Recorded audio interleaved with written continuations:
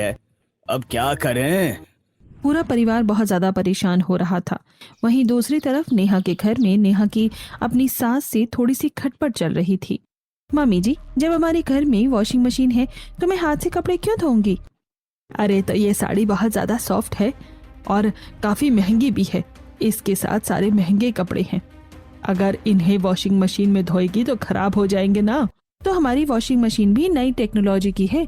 उसमें अगर हम एकदम डेलिकेट कपड़े भी डालेंगे तो भी खराब नहीं होगा। मुझे ना आती तेरी ये अंग्रेजी समझ में।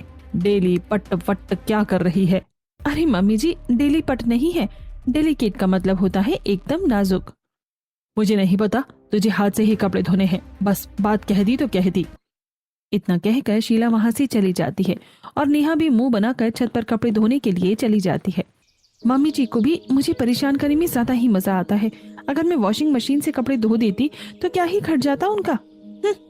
चलो कोई बात नहीं, हाथ से ही धो देते हैं। वैसे कपड़े है तो नाजुक और महंगे भी। इस तरह खुद को मनाते हुए नेहा हाथ से कपड़े धो रही थी। तभी उसे बहुत ज्यादा हिचकी आने लगती है। आज मुझे बहुत सारे फ्रूट्स और खाने की चीजें खरीदते हैं और उनके लिए सूट और पैंट का कपड़ा खरीद कर वापस होटल में चले जाते हैं और सामान पैक करके ड्राइवर से बात करते हैं। जी, शुक्रिया। हम कल सुबह आपको तैयार मिलेंगे। ड्राइवर की कॉल कट होने के बाद चलो, सब हो गया। फाइनली अब हम यहाँ से जाएंगे।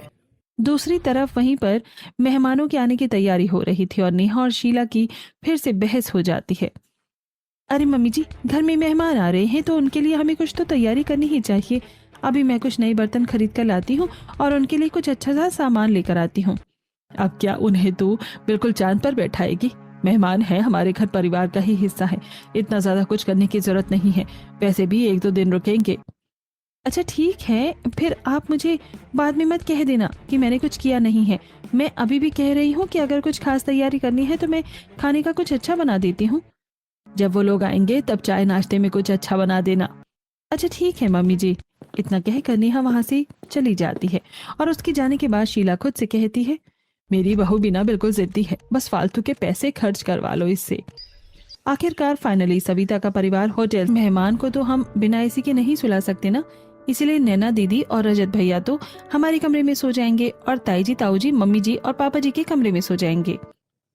लेकिन आजकल मम्मी और पापा के कमरे में तो निधि सो रही थी, तो वो कहाँ सोएंगी? क्योंकि अभी हॉल का एसी तो खराब है। निधि, हमारे साथ सो जाओगी? इस तरह पूरा परिवार एडजस्ट करता है और जब नैना और रजत कमरे में आते हैं और नीचे बिस्तर बिछा हुआ देख तो नैना परेशान हो जाती है। उसे गुमसुम और परेशान देख कर नेहा पूछती है, क्या बात है दीदी, आप कुछ परेशान लग रही हैं? बस मैं यही सोच रही थी कि मैं नीचे तुम्हारे भैया के साथ कैसे सो पाऊंगी। मेरी तो कमर में दर्द हो जाता है। अरे कोई बात नहीं, मैं और भैया नीचे सो जाएंगे और आप, नेहा और निधि तीनों ऊपर बिस्तर पे सो जाना।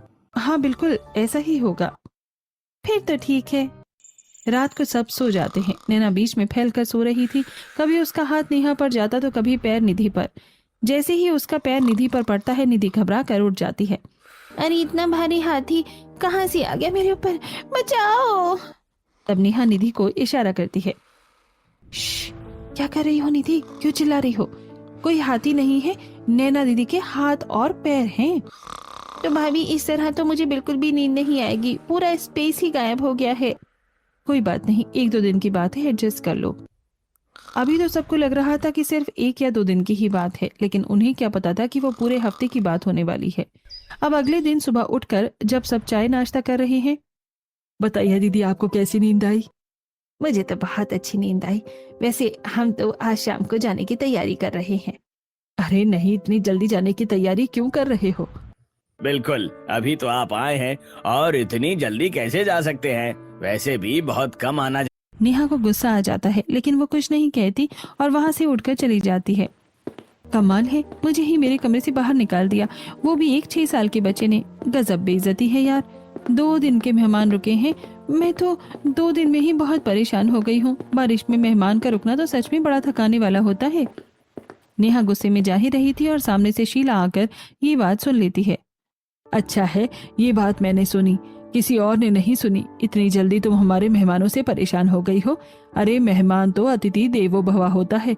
मेहमान के आने से कभी नाक नहीं चढ़ाना चाहिए, उनकी अच्छे से मेहमान नवाजी करनी चाहिए।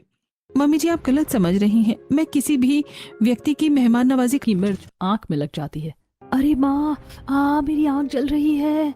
राधिका भागकर सिंक के पास जाती है और नल चालू करके आंख पर पानी डालने लगती है। हे भगवान, ये कैसा ससुराल मिल गया मुझे। आजकल हर घर में मिक्सी होती है, लेकिन यहाँ सबको सिलबट्टे की चटनी ही चाहिए। कभी मिर्च आंख में लग जाती है, कभी हाथ दर्द करने लगते और ऊपर से चूल्हे की रोटी भी बनवाते। मेरा हाथ जल जाता है, लेकिन किसी को कोई फर्क ही नहीं पड़ता। राधिका बड़बड़ाकर फिर सिलबट्टे पर चटनी पीसना शुरू करती है, लेकिन मिर्च लगने से हाथ जलने लगता है और वो दोबारा सिंक पर जाकर आंख धोने लगती है। तभी दरवाजे पर पद्मिनी जी आ जाती हैं। अरे बेटा राधिका, क्या हुआ?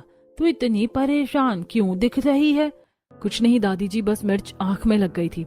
अरे बेटा, इतनी मिर्च वाली चटनी मत पीसा कर। ला चल, मैं मदद कर देती हूँ। नहीं दादी जी, आप रहने दीजिए, आपकी उम्र हो गई है, मैं कर लूंगी। आप बेकार में परेशान हो जाएंगी, गर्मी बहुत है। अच्छा, अगर मेरी मदद नहीं चाहिए तो मैं नेहा को भेज देती हूँ।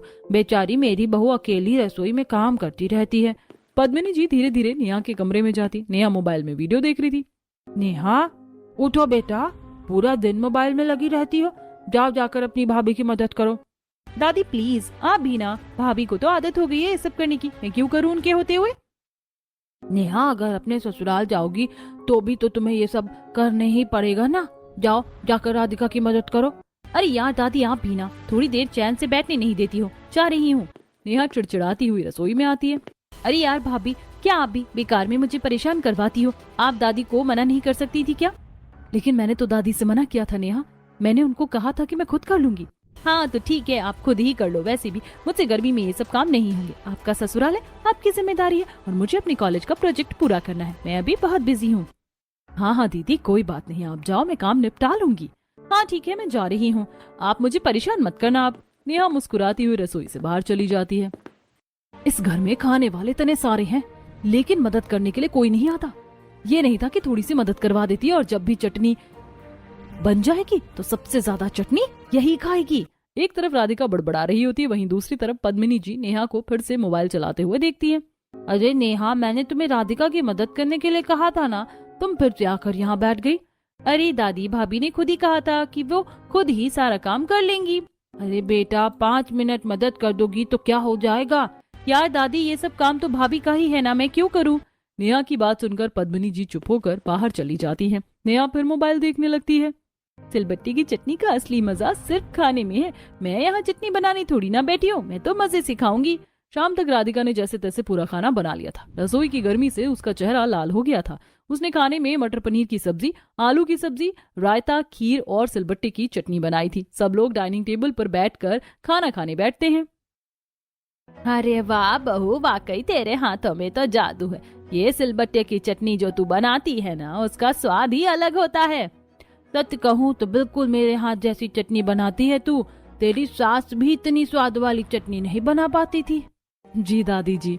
राधिका ऊपर से मुस्कुरा रही थी, लेकिन मन ही मन कुछ और ही सोच रही थी। हाँ हाँ, मुझे सब पता है, ये कोई तारीफ नहीं है, ये तो मक्खन लगाने की तरकीब है, ताकि मैं रोज रोज इनके लिए यही सिलबट्टे की चटनी बनाती रहूं। अरे माँ, आपको याद है जब हम छोटे थे ना, तब आप इसी सिलबट्टे पर चटनी पीसती थी और हमारे लिए चूल्हे पर गरम गरम रोटियां बनाती थी। हाँ बेटा, याद है। उस समय तो तुम लोग चटनी के साथ ही 4-4 रोटियां खा जाते थे। अब कहाँ खाने में इतनी ताकत है। हाँ भाई, अब तो